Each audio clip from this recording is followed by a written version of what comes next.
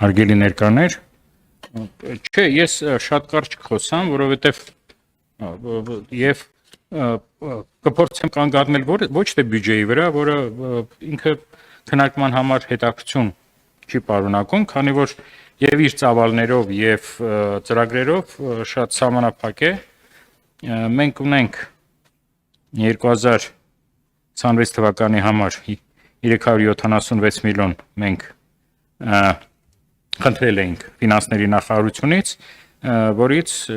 374 միլիոնը բավարարվել է,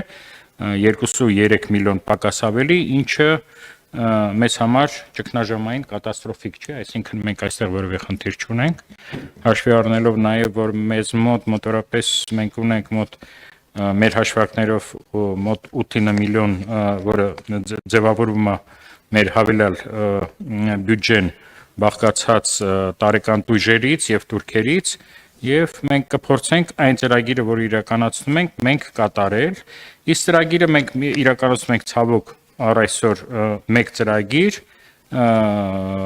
որի համար նորից եմ կրկնում, այս գումարները բավարար է, որովհետեւ մեզ մոտ փարքասո եւ տեխնիկական հագեցվածությունը եւ մշտադիտարկման այդ համակարգը դեռ թարմ են եւ ինչ որ ժամանակ էլի կծառայեն, այսինքն լուրջ ներդրումային ծրագրերի մենք գոնե 1-2 տարի դեռ դրա պահանջի չենք ունենա, բայց ես կուզենամ երկու խնդրի մասին խոսալ, որը մենք շատ կարեւորում ենք եւ կուզենայի մեր գործընկերները եւ ազգային ժողովում եւ գործադիր իշխանություններում տեղյակ լինեն այդ խնդրի մասին։ Խոսքը գնում է հաջորդ տարվա ընտրական գործընթացների մասին, չգիտեմ, կարծում եմ նկատել եք, որ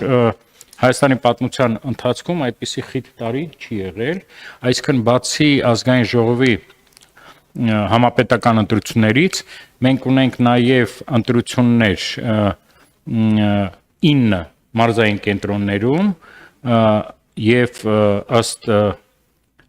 ընտրական օրենսգրքի ցանկացած մարզկենտրոնի ընտրություն եւս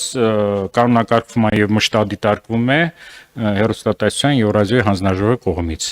Դա նշանակում է, որ մենք հանձնաժողովը հաջորդ տարի նոն-ստոպ պետք է մասնակցի նախընտրական գործընթացների մեջ։ Դա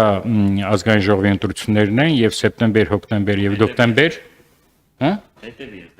Ահա, չէ, կհետևեի, բայց մասնակցել է որպես կառույց, ընդունեցի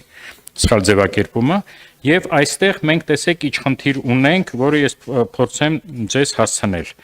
եւ նույնիսկ հիմնավորում ենք գրել, որը ես չեմ կարդա, մենակ բացի ծավալային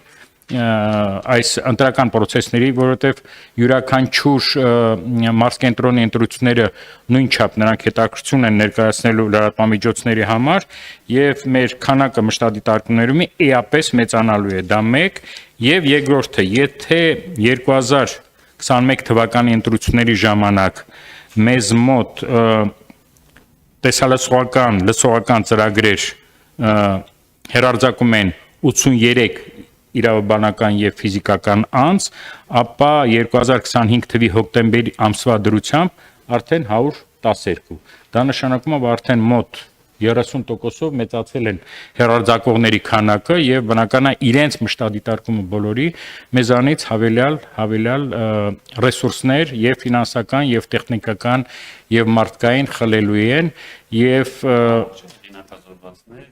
այո, բայց այս մեկը երկրորդն էլ կասեմ, հա, պարոն նախագահ, որտեղ կա եւ երկրորդ խնդիրը։ Այս խնդրով մեր հաշվարկները, որը մենք շուտով կներկայացնենք եւ ֆինանսների նախարարություն եւ բարձր տեխնոլոգիական արդյունաբերության նախարարություն, մեզ պետք կլինի ընտրությունների ժամանակ, որպեսզի որակյալ կարողանանք անցկացնենք մեր գործառույթները, իսկ դրանք ոչ միայն մշտադիտարկումներն են, ոչ միայն մոնիտորինգն է, այլ նաև տրեյնինգներն են լրատվամիջոցների եւ նախընտրական շտաբերի հետ, դա նաև մեթոդաբանությունն է, դա նաև գործողումներն են եւ տեղում մշտադիտարկումներն են։ Մեր հաշվարկներով մեզ լրացուցիչ 3 ամսվա ընթացքում անհրաժեշտ կլինեն 8 աշխատողներ, հա, եւ տեխնիկական եւ ծրագրային ապահովման համար որոշ չափով տեխնիկաներ առանց նոր սերվերի մենք չենք կարող անել եւ նախնական տվյալներով այդ ամեն ինչը մոտ 12 միլիոն դրամի արժողություն կունենա։ Ես միանգամից ասեմ, որտեղ ֆինանսների նախարարության հետ միշտ այդ բանավեճ այսպես ասեմ, ունենում ենք, արդյոք կարող ենք առանց այդ գումարների կատարել այդ աշխատանքները։ Իհարկե կարող ենք, բայց շատ անորակ, ոչ ամբողջական, թերի, որ ես կարծում եմ նախընտրական process-ների ժամանակ անթույլատրել էին։ Սա մեկ, որ ես ուզում եմ մեր բոլորիս ուշադրությունը գրավել, հրավիրել, եւ երկրորդը, եթե չեմ սխալվում, շուտով ազգային ժողովը կսկսի քննարկել այն տեսահոլովակական մեդիայի մասին այն օրենսդրական փոփոխությունները, որոնք հանձնաժողովի լիազորությունները տարածում են նաև այն հեռուստածրագրերի վրա, որոնք հեռարձակվում են ցանցային օպերատորների փաթեթներում։ Դա մեր կարծիքով մենք ԲՏԱ-նախարարության հետ եւ դա մեր առաջարկներ արդեն ավելի շատ քան 1 տարի աշխատում ենք եւ արդեն վերջնական ոնց որ թե հանգուցալուծման են գալու եւ ամենակարևոր, եթե շատ կարճ կոնցեպտը բացատրեմ, եթե նախկինում եւ դա կապված է առաջին հերթին մեր երկրի տեղեկատվական անվտանգության հետ, եթե նախկինում այս օրենքով, այսինքն հիմա մենք որևէ լիազորություն չունենք մերժել տեսահոլովակական ծառայություն վաճառող դիստրիբյուտորին, մերժել այդ ծրագիրը Հայաստանում տարածելու, վաճառելու, ապա հանձնաժողովը այս օրենսդրական փոփոխությունները ընդունելուց հետո լիազորություններ է ստանում, իրավունք է ստանում ցանկացած արտերկրից եկած հեռուստածրագիր ուսումնասիրել մոտ 1 ամսվա ընթացքում եւ եթե մենք այնտեղ գտնենք Հայաստանի օրենսդրությանը հակասող բովանդակություն,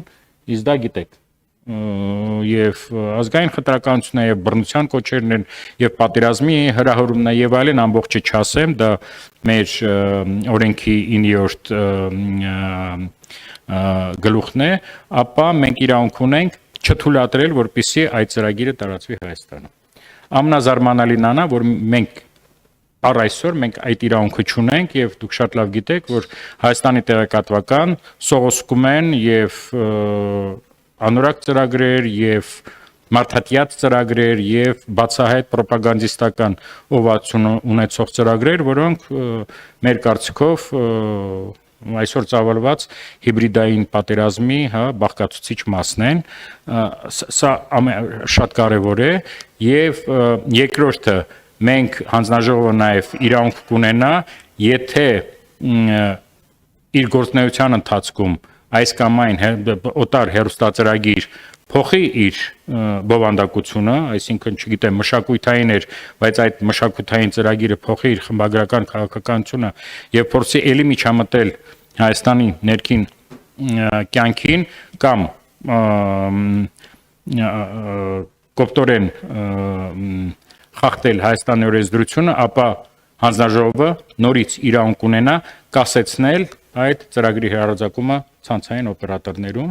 եւ դուք երևի գիտեք, որ վերջերս այստեղ կազմակերպվեց եվրոպական կարգավորող մարմինների ընկերակցության տարեկան ժողովը, որին մասնակցում են 44 երկիր եւ մենք նորից հարցումներ արեցինք եւ բացի Մալտայից, որը գրեթե սեփական լրատվամիջոցներ չունի, որևէ այլ երկիր եվրոպական չկա, որտեղ գործում է Հայաստանի պես նման լիբերալ օրենսդրություն, որով օտար ծագման ծրագրերը անարգել կարող են ցուցադրել մեր ցանցային օպերատորների փաթեթներում։ Ես ինչ եմ սա ասում, առաջինը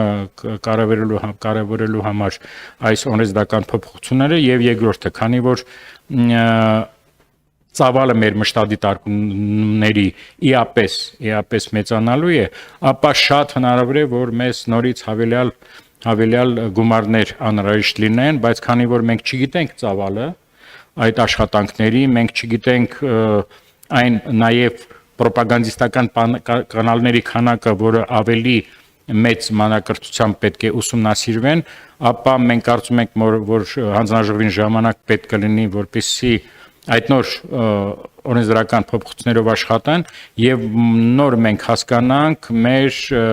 պահանջմունքների կամ կարիքները կարողանանք գնահատենք եւ ներկայացնենք եւ